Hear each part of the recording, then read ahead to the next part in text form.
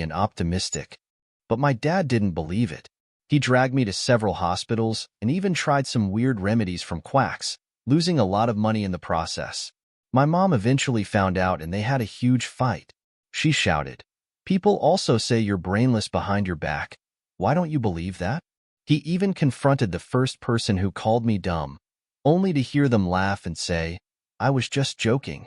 But the question of whether I was dumb or not became a hot topic in his office. People joked that while he taught so many geniuses, his own kid was struggling. They were just messing around. But my dad took it more and more seriously. He wanted to get rid of me. Part 2.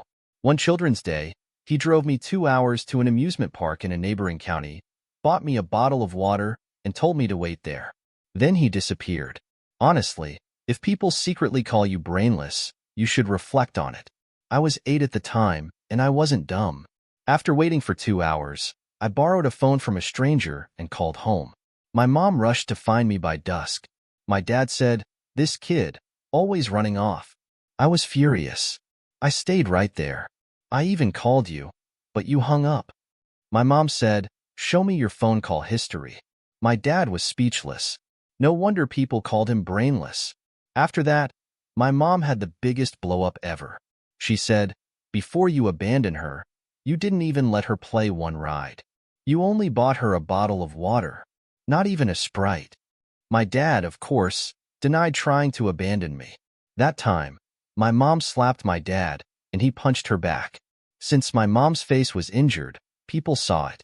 My dad claimed my mom was crazy, falsely accusing him of abandoning his daughter. Now, everyone at his school knew he not only had a dumb daughter, but was also an abusive husband. My dad tried to abandon me a second time, with a detailed plan. That year, we went back to our hometown for a family gathering. My mom got drunk, so he drove me to the wilderness and left me there. I chased his old car, throwing rocks at it, but couldn't stop it from disappearing from my sight. He supposedly went home afterward, lying in my grandma's room, asking her to vouch that he never left. Perfect plan. But he didn't know me at all. I might not be the brightest, but I had strong legs. I walked all afternoon and found my way home. By dawn, I saw my mom frantically searching for me. I ran to her, crying and saying, "Dad's brainless." He didn't even notice I hadn't gotten in the car. Back home, a bunch of relatives surrounded me, scolding, "How can you lie at such a young age? Were you just playing around?" My grandma firmly insisted my dad had been in his room the whole time. I shouted, "I threw rocks at his car. There are 3 dents on the back." My dad went silent. My mom rushed to check, finding the muddy car with 3 dents at the back. She was furious. "You'd rather drink and drive than keep her?" My dad admitted, "I was drunk and confused." She kept bugging me to go out, and then things got hazy. My mom trembled with anger, wanting to call the police. Everyone tried to stop and calm her down. My mom wouldn't relent until my sister begged her in tears. My dad said, "If you give me a criminal record, what about Lily? Lily isn't like that dumb one. She has a bright future ahead." My mom nearly gouged his eyes out, but had to drop the idea of calling the police. She feared he'd abandon me again, so she finally divorced him. She wanted to take my sister too, thinking my dad wasn't fit to be a father. But no, my sister was too excellent, and my dad's family wouldn't let go. They claimed my sister took after their genes while I took after my mom's. Even though I was playful, I remembered my mom moved out with me and kept fighting my dad in court. Eventually, my grandma brought a bunch of relatives to harass my mom at work daily. Although it didn't affect her job, people at her workplace started gossiping that I was dumb. My surroundings became tense. One day, after school, a group of kids surrounded me, holding rocks, saying they were candies, and told me to take a big bite. I smashed a rock over their heads. There were too many of them. I couldn't win and had to run away. Coincidentally, my mom had just gotten permission to bring my sister back for a meal. As they entered the community, they heard someone shouting, "Idiot! Idiot!" They rushed over to see a group of kids chasing me while chanting. They couldn't catch me at all. I agilely climbed an old plum tree and threw caterpillars at them. Seeing them scream and run around made me laugh. My sister turned and left, saying, "I can't bear having such an idiot as a family member." Also, I'm here to tell you, stop trying. I won't stay with you. My mom stood there for a long time, looking up at me, then at the bag of groceries she had just bought. Come down, let's go home and make some good food. That day, she made grilled fish, potato rolls, and seafood soup. I ate 3 bowls of rice, and she finally smiled. Not long after, my mom quit her job and moved us to another city. Looking back, it must have been tough for her right after the divorce. With a new job, her salary dropped significantly. Meanwhile, my dad, after the divorce, acted like a wild donkey off the leash. He was supposed to pay half of our living expenses, but he went crazy signing my sister up for private tutors and extracurricular classes. Writing, drawing, math, volleyball, swimming, coding, you name it. He even enrolled her in an embroidery class, saying she needed to preserve cultural heritage. My Lily is a genius with high IQ and great responsibility. My mom said, is that really necessary? She might be overwhelmed. Soon, my sister called, coldly asking, do you not want to spend money on me? My mom could only agree. In terms of my sister, my mom got the short end of the stick after the divorce. She had to pay but had no say. Even after paying, my sister barely spoke to her. During that time, my mom constantly calculated expenses, worrying herself bald. Luckily, I was quite low maintenance. One day I got bitten by the piano. Another day I got poisoned by eating paint.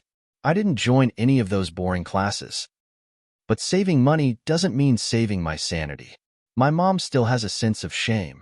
She's got a PhD from an Ivy League school, and then she had me, the academic disaster. She used to keep an eye on my sister's homework, but now it's just me. Every day, she's practically exploding with frustration. When I got into a fight at school, they called her in. She showed up like she was going to battle. She sneaked around outside the office and overheard me clinging to the teacher's leg, crying, Mrs. Black, don't be so hard on my mom. She's a poor single mom. The teacher, Mrs. Black, was shocked. What about your dad? He's dead. He died in a cold winter.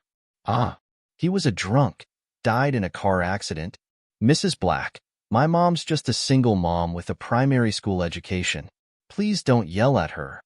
Mrs. Black awkwardly said, Gigi, it's you who got into a fight, not your mom. My mom, a literature PhD, was so angry she practically honked like a steam engine outside the teacher's office.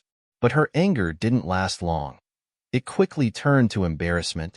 The teacher told her I was fighting at school and had AF in math.